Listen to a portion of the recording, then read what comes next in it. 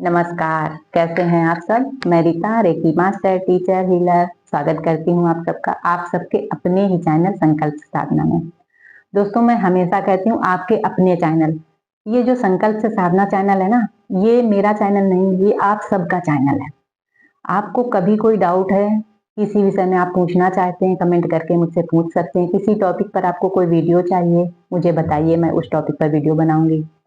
आज दोस्तों बात करूंगी उन सभी भाई बहनों के लिए जिन भाई बहनों को कभी कभी मन में ये सवाल आता है कि ईश्वर पाप करने वालों को रोकते क्यों नहीं है। जो अधर्म के रास्ते पर चलते हैं उनको ईश्वर रोकते क्यों नहीं है। जो गलत रास्ते पर चल देते हैं ईश्वर उनको रोकते क्यों नहीं है।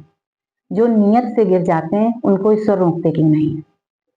तो देखिए, आपको मैं बता दूं, ईश्वर किसी को नहीं रोकते हैं। जो नेकी करता है उसको भी नहीं रोकते हैं, उसके रास्ते में भी नहीं आते हैं। जो बदी करता है उसके रास्ते में भी नहीं आते हैं।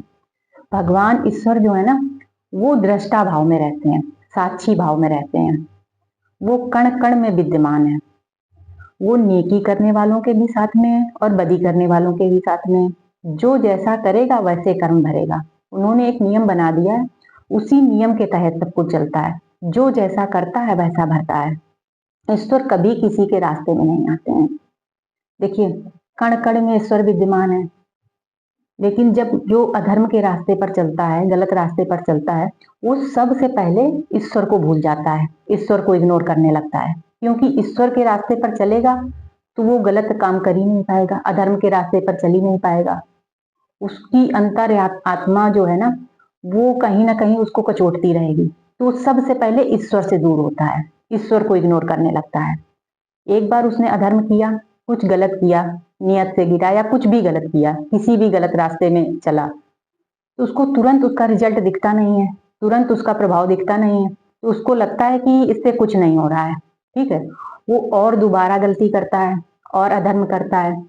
इसी तरह एक के बाद एक गलतियां करता जाता है और अंधकार की गुफा में वो घुसता चला जाता है। वो भगवान को इग्नोर कर देता है, ईश्वर को इग्नोर कर देता है, और ईश्वर उसको इग्नोर कर देते हैं कि भाई तुझे अधर्म करना है, अधर्म के रास्ते पर चलना है तो ठीक है, तू अधर्म के रास्ते पर ही चल ले। इसी तरह से जो नेकी करते हैं, नेकी के रास्ते पर चलते हैं, उनके भी रास्ते में ईश्वर नहीं आते हैं कि जो जैसा भैया करेगा उसके जीवन में वैसे ही परिणाम आएंगे। कण कण में ईश्वर है, लेकिन जो अन्याय अधर्म के रास्ते पर चलता है वो सबसे पहले यही भूल जाता है कि कण कण में हर एक इंसान के अंदर ईश्वर है, कण कण में ईश्वर है। वो इन बातों को इग्नोर करने लगता है, अनदेखा करने लगता है। क्योंकि देखिए, जब हम तुरंत कोई गलत काम करते हैं उसका तुरंत का तुरंत रिजल्ट नहीं मिलता है। कि जैसे आपने किसी को एक चांटा मारा, वो तुरंत आपको रिपीट मार देगा, लेकिन जो आप कर्म करते हैं उसका तुरंत रिजल्ट मिलता नहीं है। तो एक कर्म गलत किया, उसका तुरंत रिजल्ट नहीं मिला, तुरंत प्रभाव नहीं दिखा, तो लोग भूल जाते हैं। उनको लगता है कि कौन सा कोई देख रहा है, कौन सा मुझे कुछ इसका गलत परिणाम मिला। वो दोबारा फिर वही गलत काम करता है। अधर्म के रास्ते पर चला, उसको परिणाम तुरंत नहीं मिला, फिर वो अधर्म के रास्ते पर चलता है। उसने नियत कुछ खराब करी, कुछ भी गलत किया, उसको तुरंत रिजल्ट नहीं मिला। उसको लगता है कौन देख रहा है, कौन क्या समझ रहा है, और फिर वो दोबारा वही काम करता है। और ऐसे ऐसे करके वो अंधकार में घुसता चला जाता है।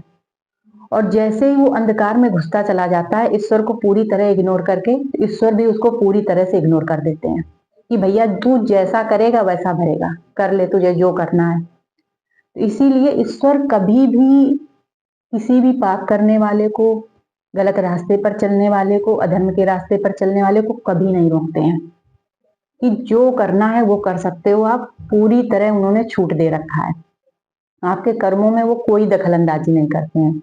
लेकिन हाँ, यदि आप नेकी के रास्ते पर चलते हैं, आपके जीवन में चाहे जितनी बड़ी परेशानियां चल रही हों, लेकिन यदि आप ईश्वर का साथ पकड़े रहते हैं, आप ईश्वर के पैर पकड़े रहते हैं, तो ईश्वर धीरे धीरे उन परेशानियों से आपको बाहर लेकर आ जाते हैं।